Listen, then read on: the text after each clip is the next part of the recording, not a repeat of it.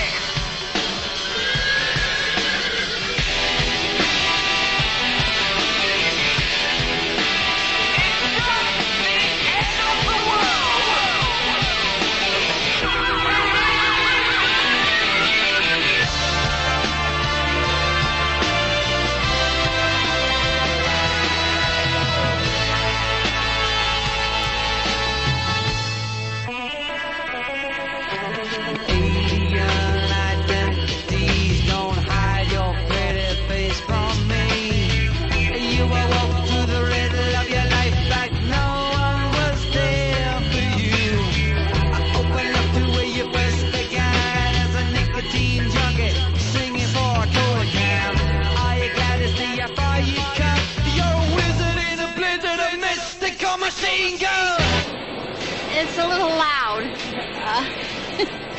but is this rock music? Yeah, it's nice. Good. Pretty cool. Time that you can sit there and you just sit in a big room, black and lights out and everything going crazy. Beautiful music, man. Kula shaker, it is nice. My dad was a fiddle player, so I'd have that. As a young child, he'd come down the piano, very musical niche in the Welsh, you see.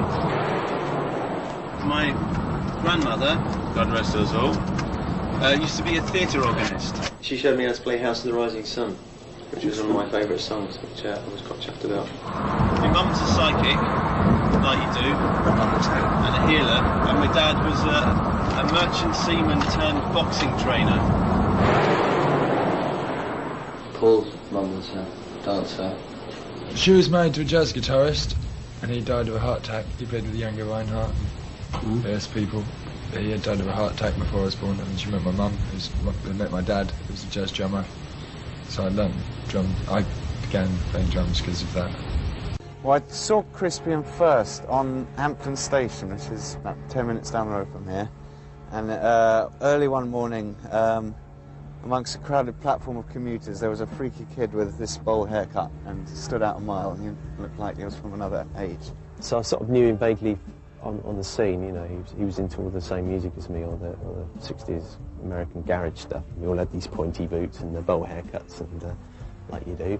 And I actually met him maybe 2 years later at Richmond College, and we got rock and roll band together, which then went through various lineup changes. I think it was the later part of that band that Paulie Winterhart came aboard. So Mr. Jay Darlington, we knew from around. He was another odd sort of bowl-headed being that you'd see in the corner of rooms at parties, sort of looking bowl-haired and strange. And we knew of him, and we knew he had his little Vox Continental, and we wanted a keyboard player. So we got Mr. Darlington on board. We seduced Jay from another band. We'd call him up in the middle of the night and he'd say, hello? And we go, join us.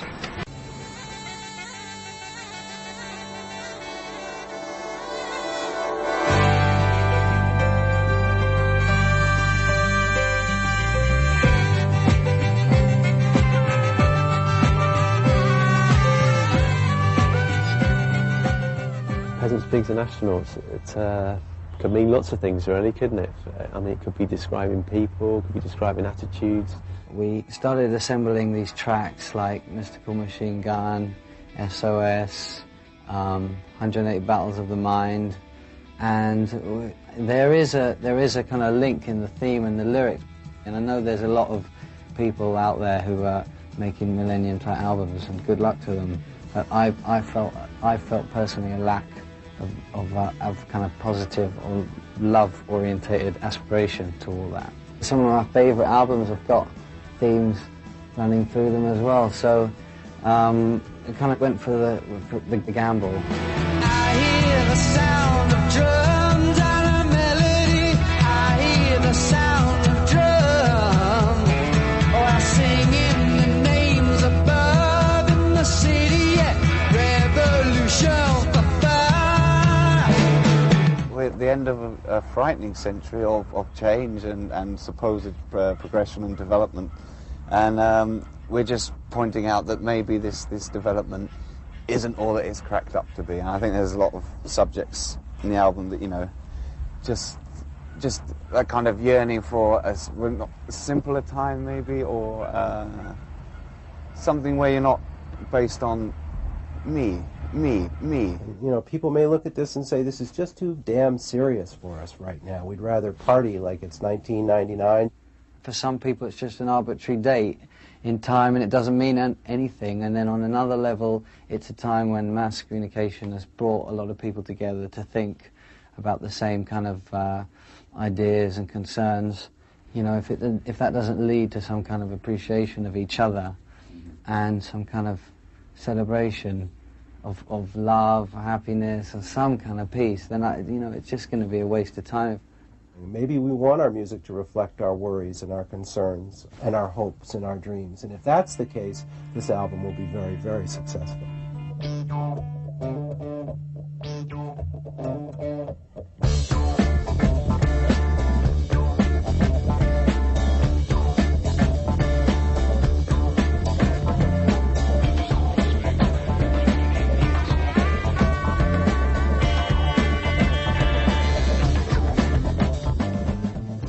The Great Hosanna, as well as being the first track on the album, was really created to be an introduction to the whole idea of this project, and incorporates within it bits and pieces from virtually every song that comes later on the album. Alonso, our bass player, his mother Julie, she said, "It's a bit heavy metal for me, so in places it's heavy, which makes me happy." It's 2 o'clock.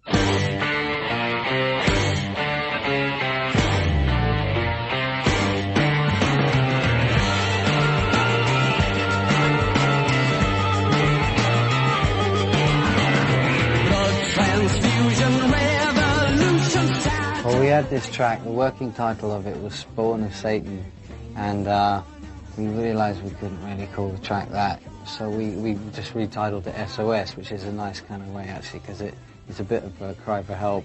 It's this kind of, just a track of catharsis, and it's just like everything I hate about the world in one song. This is the age of decay and hypocrisy.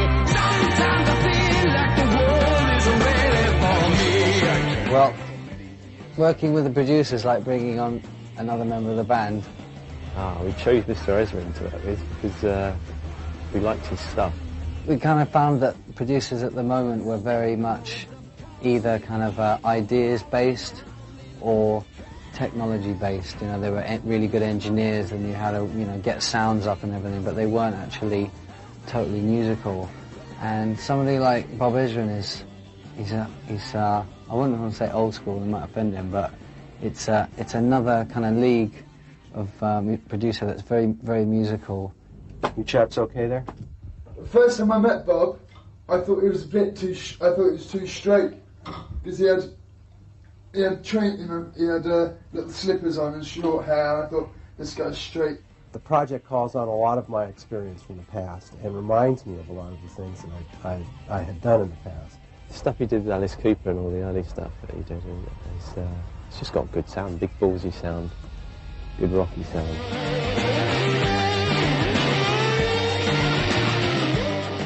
There is some of that sense of experimentation and heavy reliance on atmosphere that we got into with Peter Gabriel or Pink Floyd.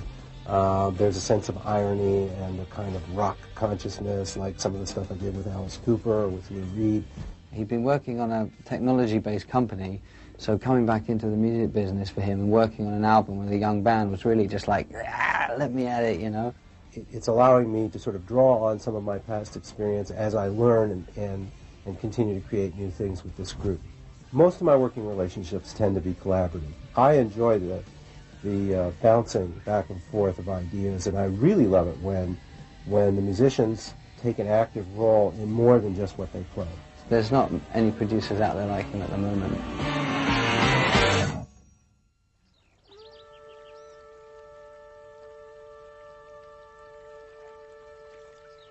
Crispian and Alonza grew up in this neighborhood, and as teenagers they were aware that we were down here on this boat making records. They knew that just over that wall somewhere there was a magical place where Pink Floyd was making music. And I think every once in a while they kind of hopped up and took a look over the fence, you know, and sort of dreamed about what it would be like to be down there. And when we talked about making the album, the first question out of their mouths was, do you think we might be able to get Dave's boat? He'd done work here with Floyd, and I'd lived round the corner, and Alonza had also. And so this place was a kind of like a mythical...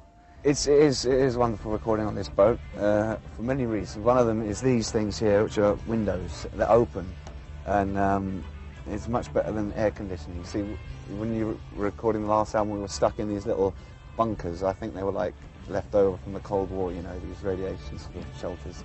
Sometimes it was just a little bit too beautiful, the surroundings. If you got a nice day and the swans were floating past and you were trying to sing Spawn, you know, SOS, just be, oh no, you had to close your eyes and imagine you were in some smelly, dark studio in pits in Soho.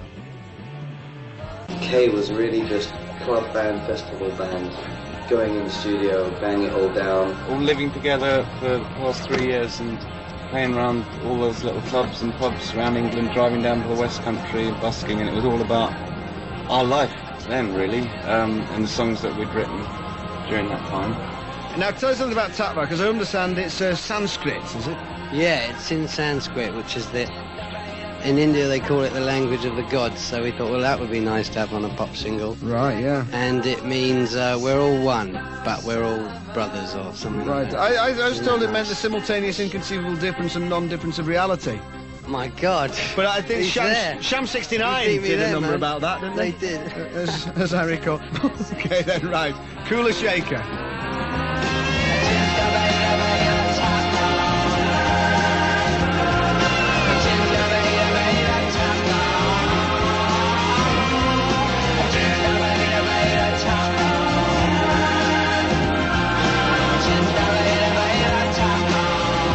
The sort of bands I got into were American garage and psychedelic bands from the mid-60s. Bands like the Seeds, the Electric Prunes. I'm standing somewhere in between. Love is a child of liberty. I've always been into the Beatles. My dad was a Beatles fan, and his father's father and his father's father was a Beatles fan as well. We've all been Beatles fans. One of my big heroes was George Harrison, of course, because he'd done all those crossover stuff and he'd worked with and he was so much responsible bringing a lot of Indian music and ideas over. We've all got aspects of 60s lifestyle that we're into, but mine was... LA sounded like a good place to be in '69. It's not really your typical kind of guitar, bass, drums, and keyboards rock album. And what we did was we ended up bringing in instrumentation from a variety of different places and a variety of different cultures. There's an awful lot of reference back to Indian classical music on the album. In fact, we used some of the greatest classical musicians in Indian music today. Hari Prasad, he's played on a couple of tracks. It's just a pleasure to get like truly great musicians. You know, we're rock and rollers and we sort of mostly taught ourselves and we're, you know, blagging basically, but to see someone that's just perfected their instrument and there's 5 holes on this flute and I don't know how many notes it gets out of the thing. And in India he's like God, and for me he was, you know, I've been listening to him for years, so getting him in the studio was an amazing experience. And you know, he'd play something and then the tape would stop rolling and you'd, you know, say something over the talkback like, that was wonderful, you're amazing, thank you, let's try just one more, shall we? You know, what else could you say? You know?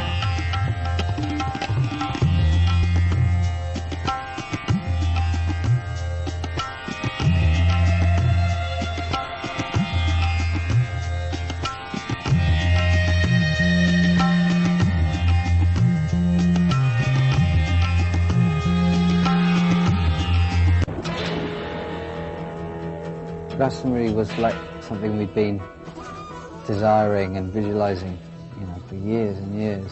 It was really, really special for us, and we got received really well. And as soon as we came off stage, the festival organizer, Michael Eavis, came up and said, "Oh, Neil Young's hurt his finger. Will you go on?" And we were like, "Yeah."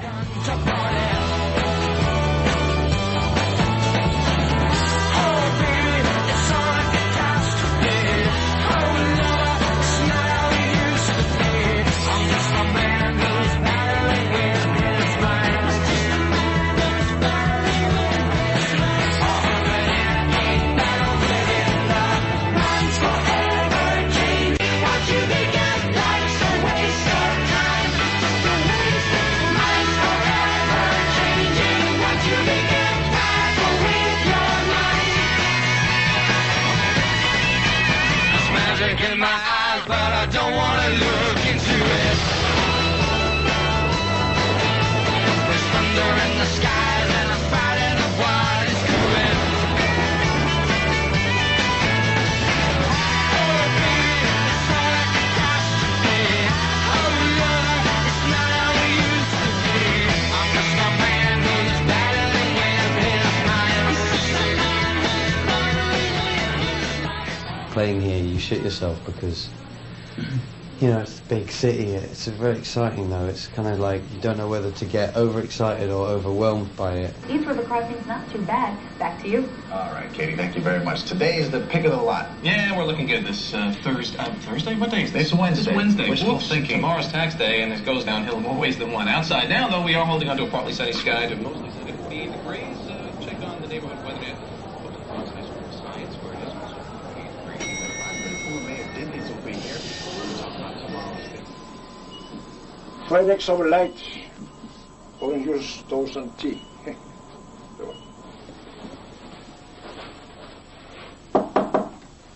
Room service.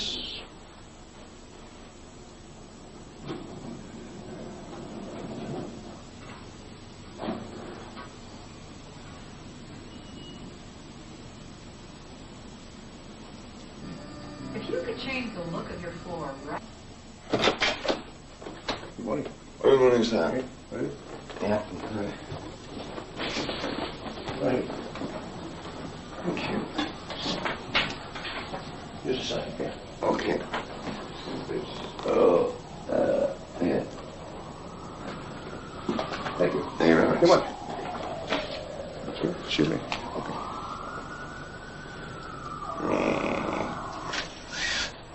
Just let. I'm going to do it now.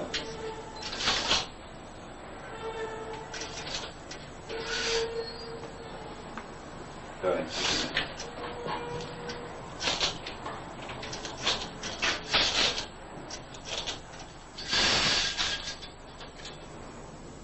Well, can I go back to sleep? No, I can't. So I'm waking up. That's all right, don't you worry. I'll get a sentence together in just a second. Well, I've got 2 wells out there. Right, we're here. We arrived in from Toronto just last night for a week of kissing babies and talking to wonderful press people. And we're going to be doing a show, and it should be lovely. So here we are. This is our day off, and we've been told that out of season it's pretty groovy down at Coney Island. Yeah, but out of season. But out of season, so we've got out of season tickets.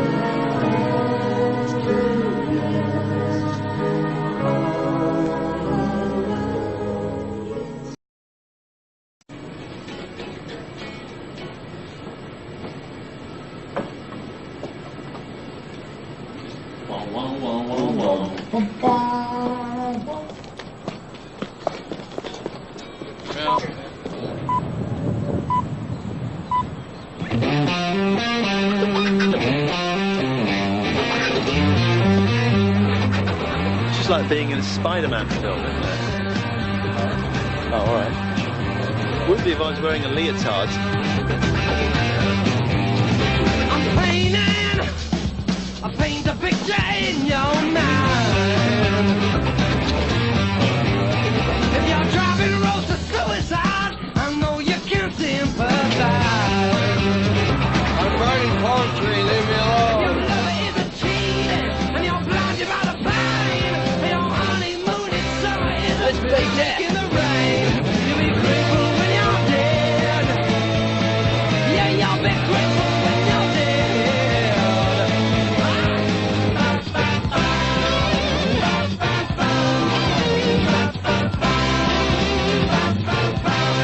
I'm shaking, I shake the spit before your eyes. Us got out of control, actually. It did. Because we recorded it in in La La Land. in California, and Was it California? we were going to release it at the beginning of 1997 as a just in Britain, just for the fans who'd taken us to #1 and everything, and it was just a one-off, and it did really well for us.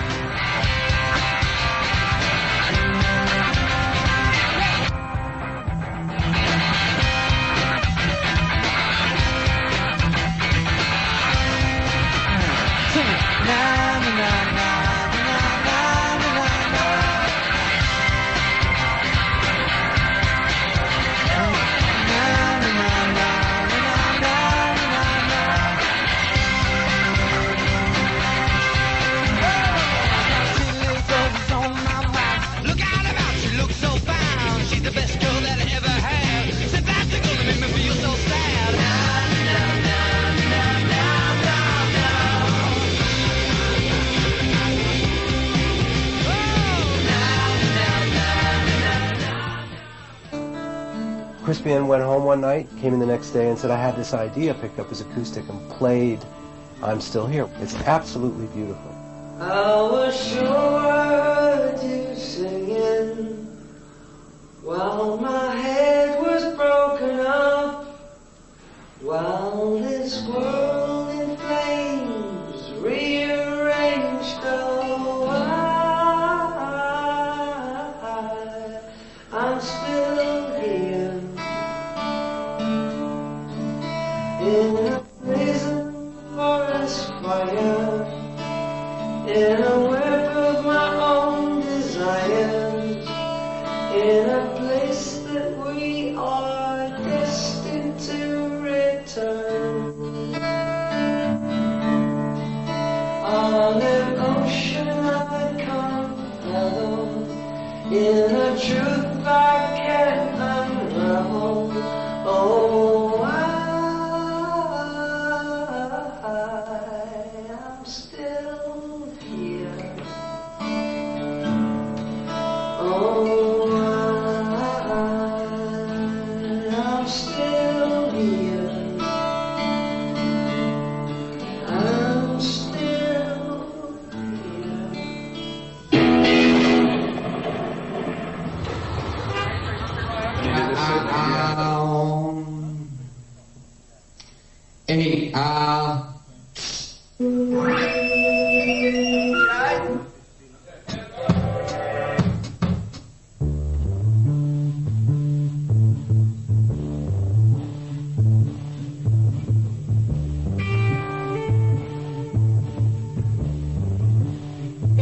I think anybody that is a performer of any form is a natural exhibitionist. Usually the person at school used to stand up with their trousers down and say, hey, look at me, I'm different to everybody else. Yes. Maybe that was just me. Yes. I'm different to everybody I'm not else. like other girls. Yes. 2 o'clock, 2 o'clock. That'd be fucking loud.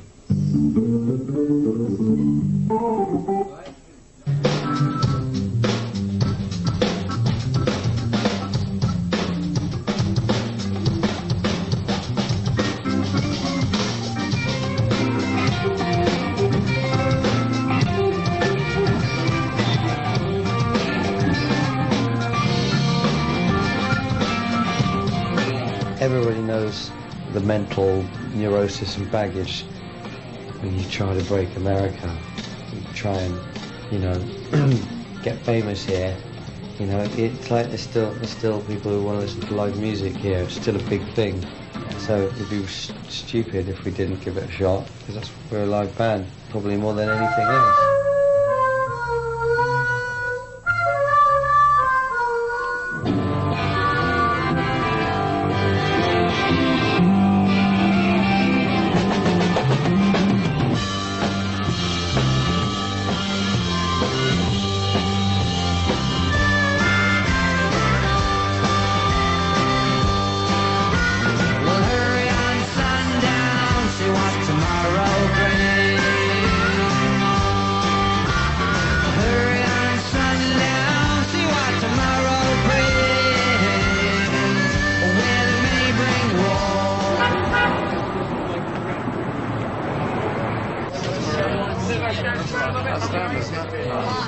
Captain, take your IDs out. We'll save us all a big rush later on.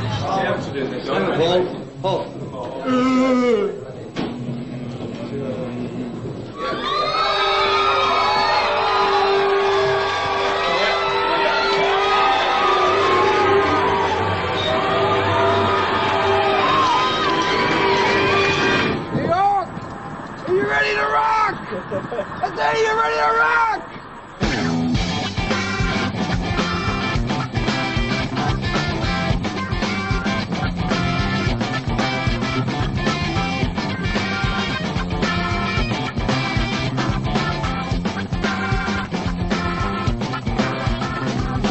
All I have is all I need, and I'll put love and I'll put greed. I was young and sky, he told me that all the honey out there said honey, gold, jewels, money, women, wine, cars that shine.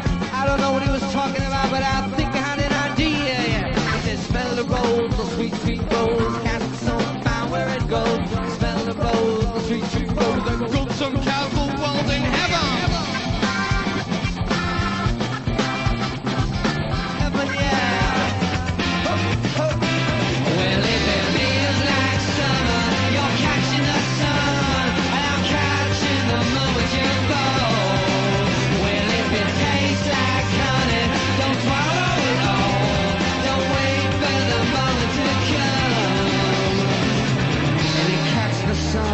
Ricky, isn't it, really, to see, to meet the record company and to see some people who've not seen the band before.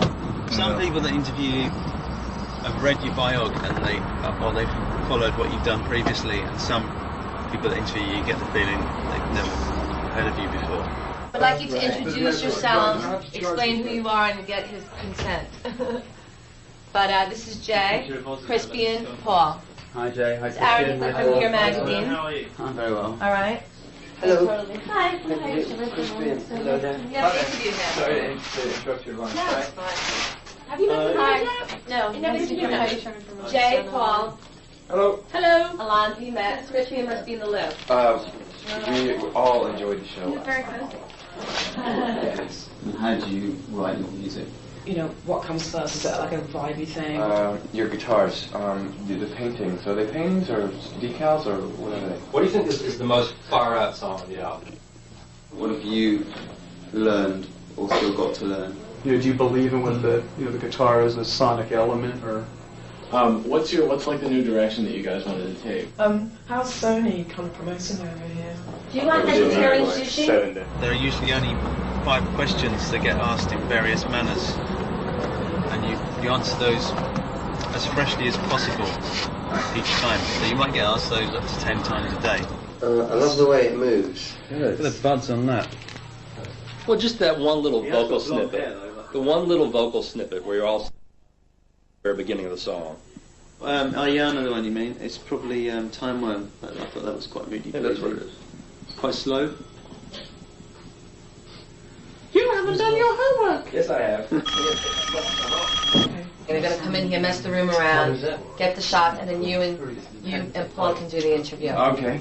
Did you not see the photo of me and Robbie? Yes, I know, but I didn't realise you wanted to dress It's about me, man. It's about me. It's not about you. It's about who I want to interview for my page. You weren't in it, but I'm letting you be in my photo. I'm letting you be in my photo. Okay, I should do my like little rock thing that I always do for it. Come on, Paul, do something rock now.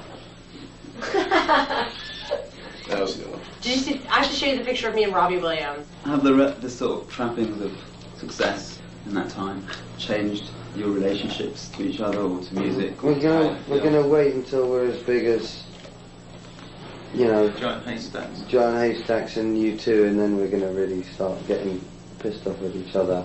We're not a big enough band to like fall out like that yet. We wouldn't have a good enough excuse. We would talk to ourselves through lawyers, but we can't afford it.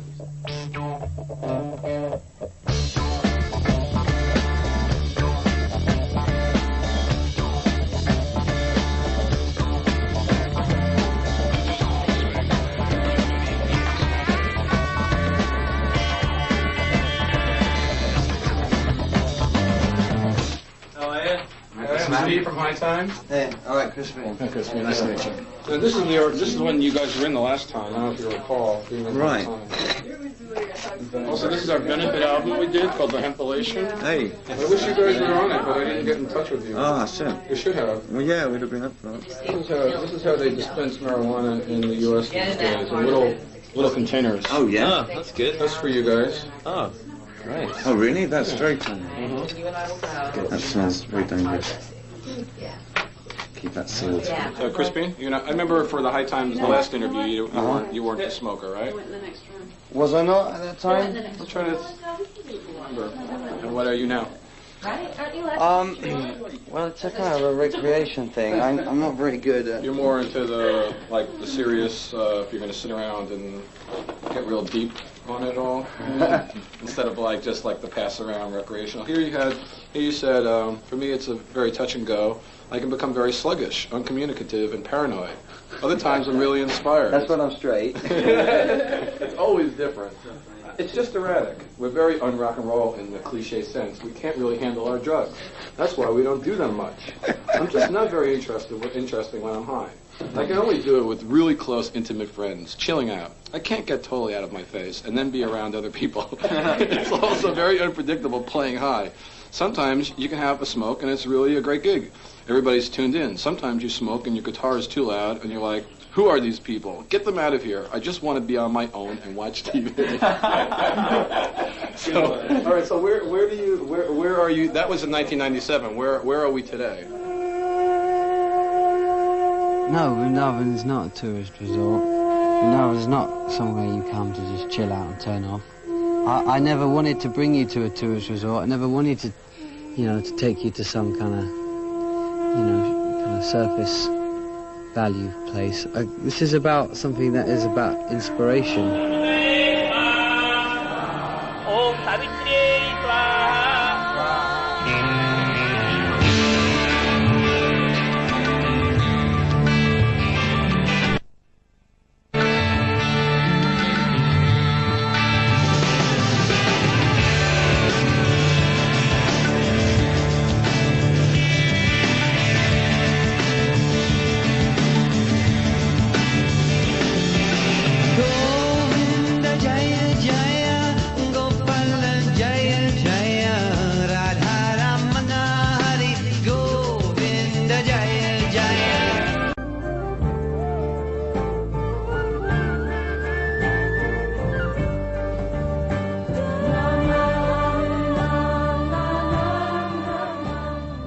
Sang on Govinda, and so it's the famous voice of Govinda on a couple of the tracks that we've done on this album.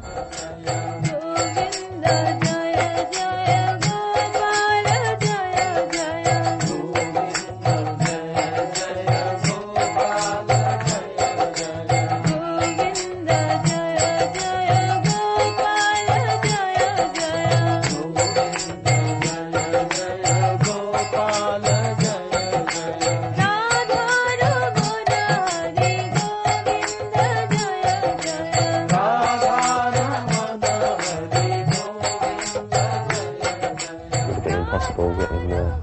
brass and violins and stuff, 30-piece orchestra or whatever it was in the little room over there. So we had to go to Abbey Road.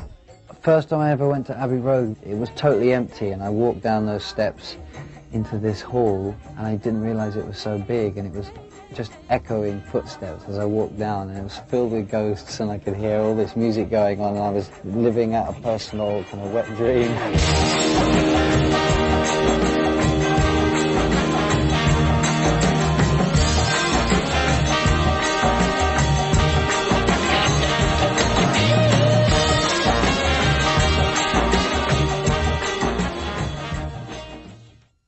I was sure I heard you singing while my head was broken up,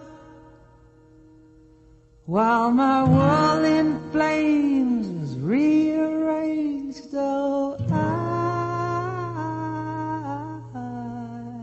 I'm still here. You know the connection between Kula Shaker and Indian culture. It's a really powerful culture. We've been deeply, irreversibly affected, and you can't get it out of our music.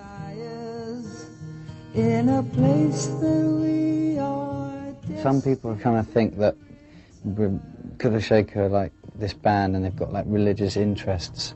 Some people think we're just total phonies, and other people think, you know, we're using it to make money. And I don't like religious institutions. I'm not into religions because they split people up. I thought it was about bringing people together. Oh, religion's a horrible word, isn't it, religion? I hate that. Yeah, I guess it's just trying to look, scratching beneath the surface, you know. You're presented with this world, and you'll look at the papers and read the TV, and you're presented with this seemingly quite sane world where everything's quite in order and everyone goes about their business. And it's just a case of scratching the surface and looking below that. And we've certainly met some people that have done that and are way below the surface. The fact that there's probably no chance they'll come back. People would ask us about, you know, signing your record contract at the right time of the day and all this kind of things, and were we obsessed with numerology and folklore, and the answer was, you know, really quite simply yes. We were not only interested but obsessed. I think there's been so much of kind of alternative, you know, astrology and fortune telling and runes and tarot and that whole kind of culture.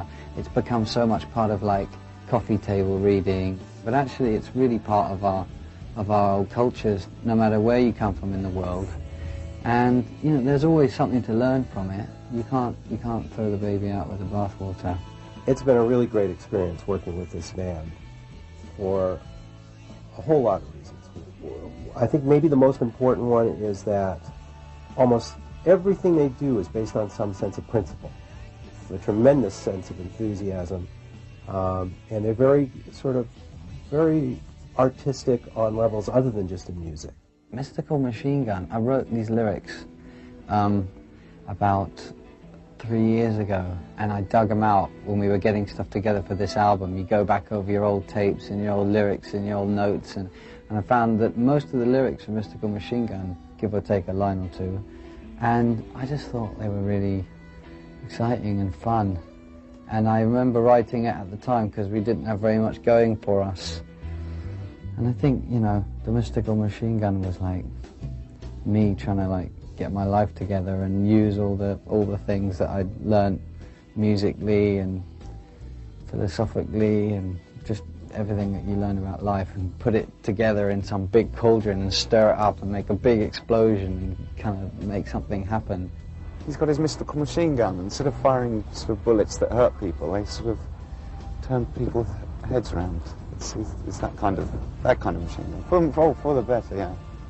It's a lot less messy. You don't get brains and blood everywhere. I think everybody's got a mystical machine gun in their pocket.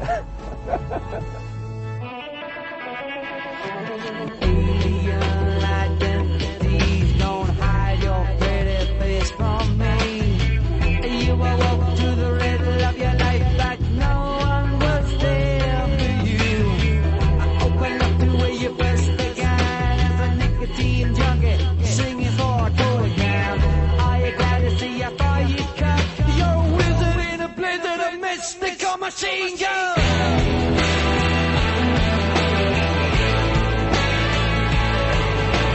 Mystical machine.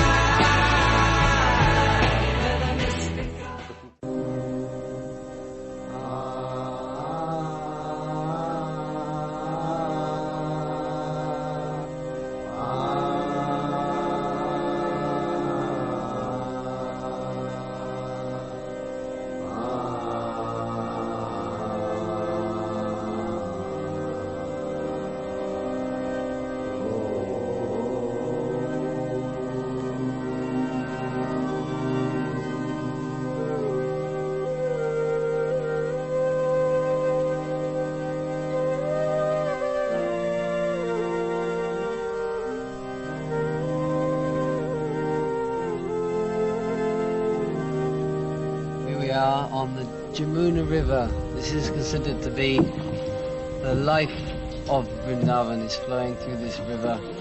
She's supposed to hold many mystical secrets about what goes on here, and she's worshipped by all the people as their very life and soul.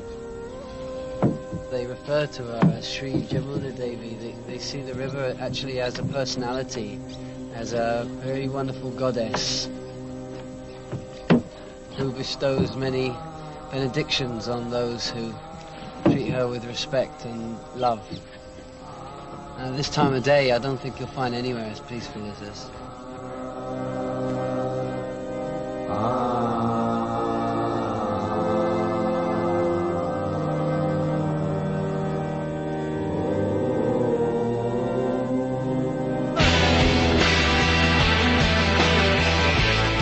It's just become so important that you got the right video. People are judging you as much on your videos as they are on your records now.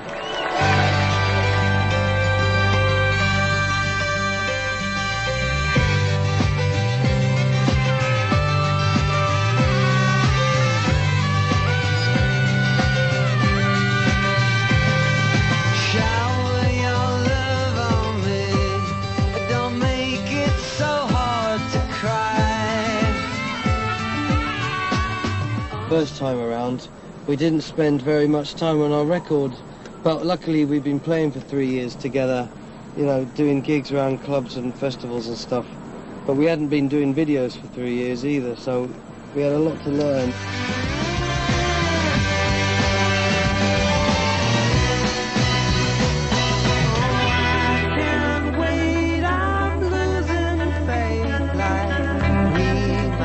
Just explode.